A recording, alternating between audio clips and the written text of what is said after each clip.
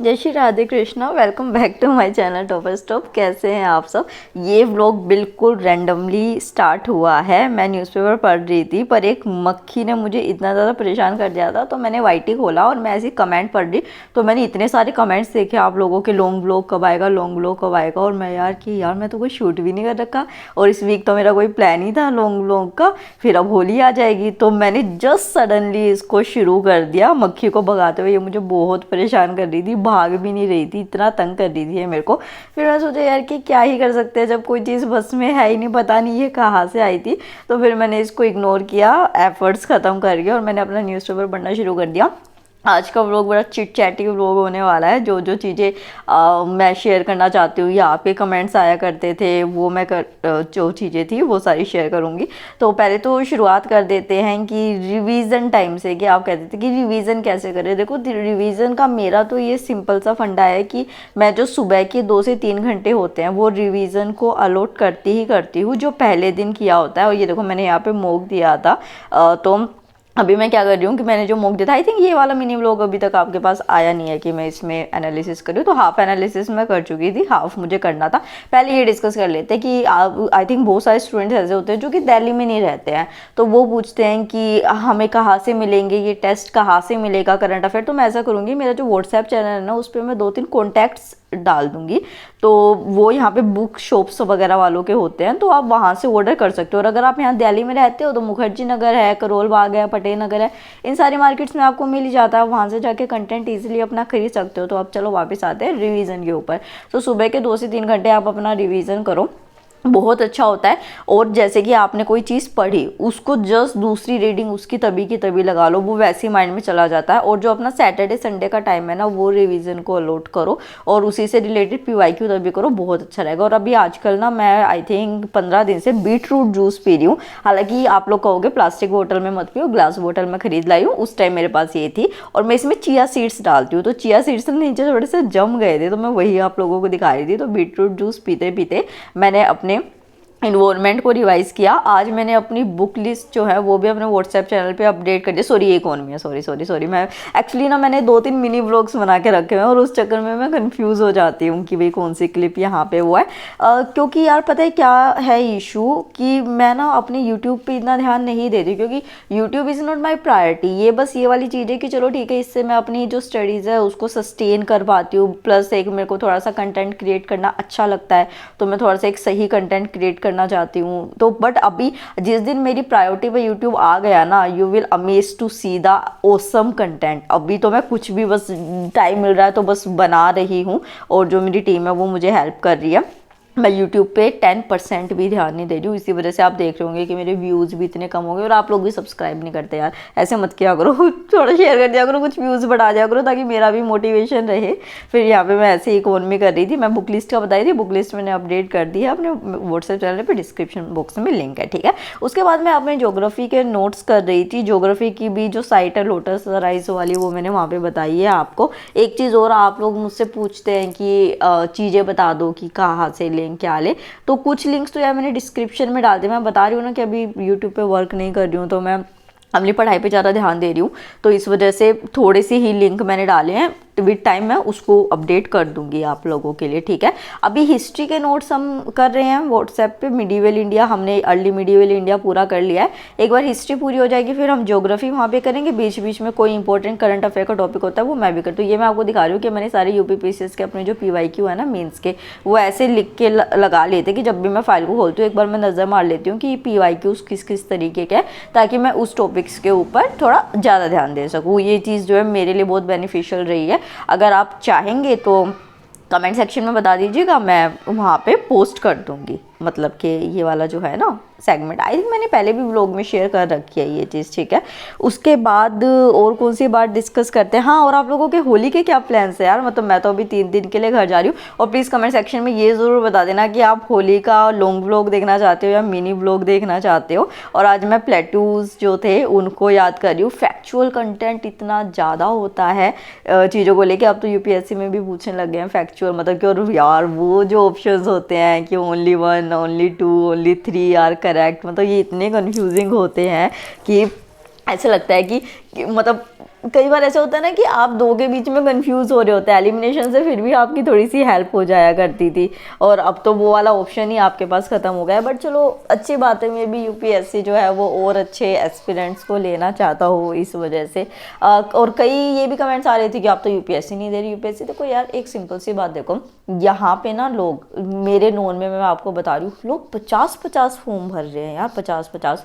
और मैंने ना कभी यूपीएससी के अलावा फॉर्म नहीं भरा था कोई। मैं इतनी मतलब लापरवाही रखी मैंने इस चीज़ को लेके, जिसके ऊपर मुझे कईयों ने टोका बाद में, जो सक्सेसफुल हो चुके थे हमारे, मेरे मेंटर्स थे, कि तू ऐसे क्यों कर रही है, कि मतलब ये यूपीएससी पे स्टिक क्यों रह रही है। अब तो यार बड़े टीचर्स आगे बोल रहे हैं कि आपको प्लान भी अपना रखना चाहिए, क्योंकि यूपीएससी में सक्सेस रेट देखो कितना कम है।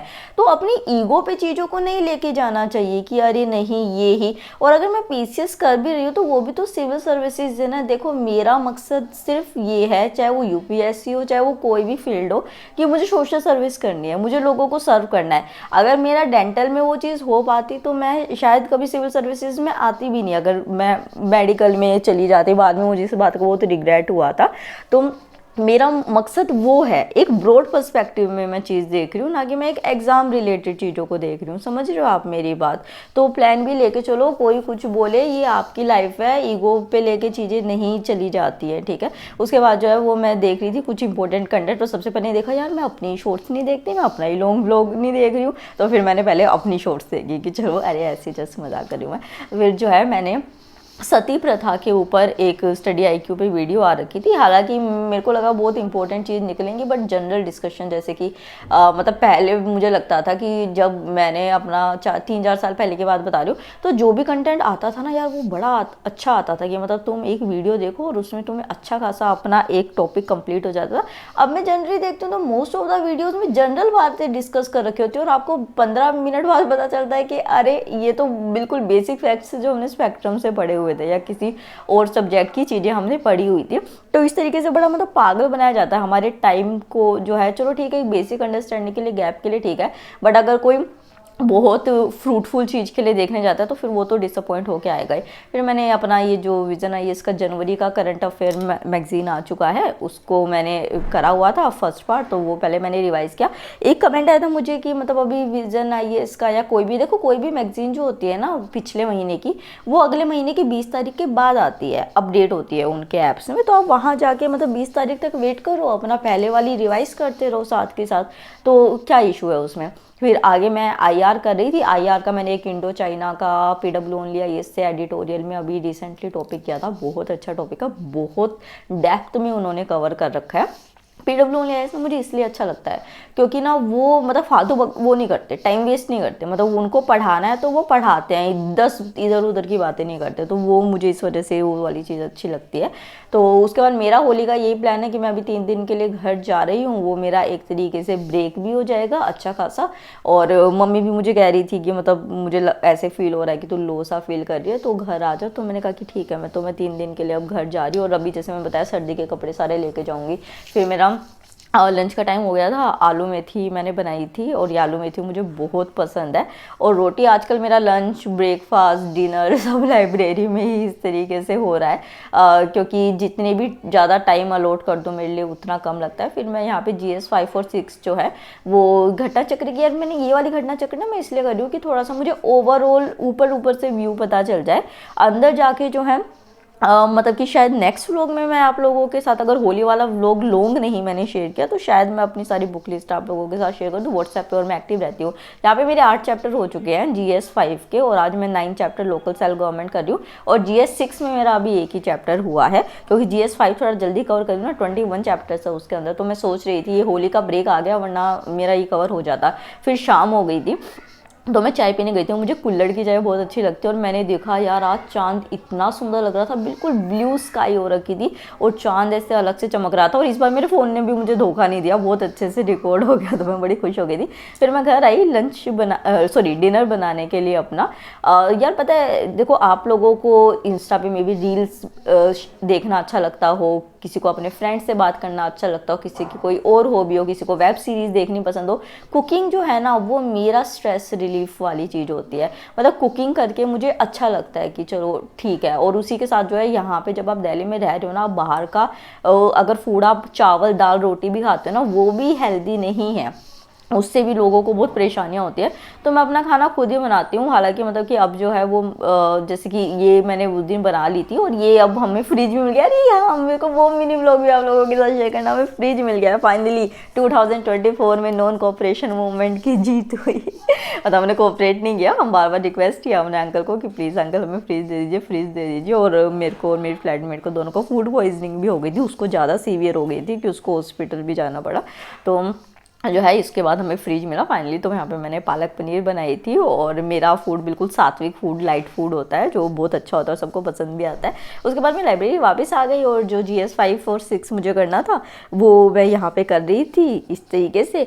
और क्या चीज़ें मुझे आप लोगों के साथ डिस्कस करनी थी, आप लोगों के क्या कमेंट्स आते हैं। हाँ, बुक लिस्ट मैंने वहाँ पे अपडेट कर ही दी है, सारे लिंक्स मैंने दे दिए हैं। ये जो ब्लेंडर का लिंक था वो भी पिछली बार आपने मुझसे मांगा था, तो वो भी मैंने उसमें दे दिया है।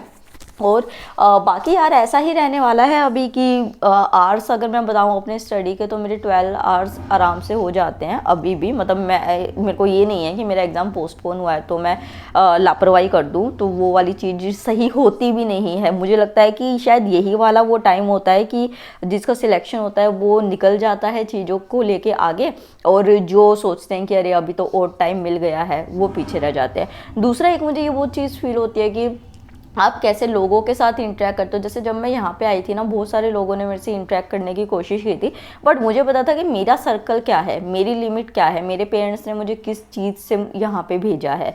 तो मैंने उन लोगों से इंटरेक्ट नहीं किया। मतलब वो लोग सही नहीं थे मेरी पढ़ाई के लिए। मेरी जो एक लिमिट्स हैं कि मुझे ये चीज़ कभी लाइफ में नहीं करनी है। तो अगर कोई मुझे कल को बैकवर्ड समझे, ऑर्थोडॉक्स समझे तो समझे, बट मुझे मेरी लिमिट्स पता है, मुझे अपनी डिग्निटी पता है। और वो चीज़ अगर आप दिल्ली में आते हो या कहीं भी रहते हो, देखो पीयर प्रेशर मुझे आज तक समझ नहीं आया क्या होता है। मुझे आज तक देखो, मैं इतनी लाइफ में आगे आ चुकी हूँ, मतलब मैं 30s में एंटर हो जाऊँगी उस टाइम बाद, तो मैंने आज तक कभी किसी के पीयर प्रेशर में आके कभी कोई चीज़ नहीं करी है। मुझे पता है मुझे कहाँ स्टैंड करना है और वो करना है। फिर रात हो गई थी, हम मार्केट में कुछ गए थे सामान लेने, तो फिर गर्मी बहुत हो गई है ना, एकदम से हमने आइसक्रीम ली। और एक आपका जो रूममेट और फ्लैटमेट है ना, वो अच्छा होना बहुत ज़रूरी है। मतलब यहाँ पे जो मेरी फ्लैटमेट है वो इतनी यंग एज में, जस्ट शी इज़ 22, और वो इतनी सीरियस है। और तभी इस वजह से मुझे लगता है कि ऐसे होता है कि देखते हो ना कि कुछ रूममेट्स या फ्लैटमेट्स के साथ में सिलेक्शन होते हैं, या फिर बिल्कुल ही किसी की तो नैया डूब जाती है, साथ में नहीं होते हैं। तो कंपनी का बहुत फर्क पड़ता है। तो मेक श्योर कि आप अपनी कंपनी बहुत अच्छी रखें, बहुत सोच समझ के करें। हम यहाँ पे कुछ IR के टॉपिक्स डिस्कस कर रहे थे, वही मैं आप लोगों के साथ शेयर कर रही हूँ। ऑपरेशन मेघदूत हम डिस्कस कर रहे थे। तो चलो आज का ऐसा चिट चैटी सा व्लॉग था। आई होप आपको अच्छा लगा होगा। तो लाइक शेयर करना और सब्सक्राइब करना। Thank you so much and take care.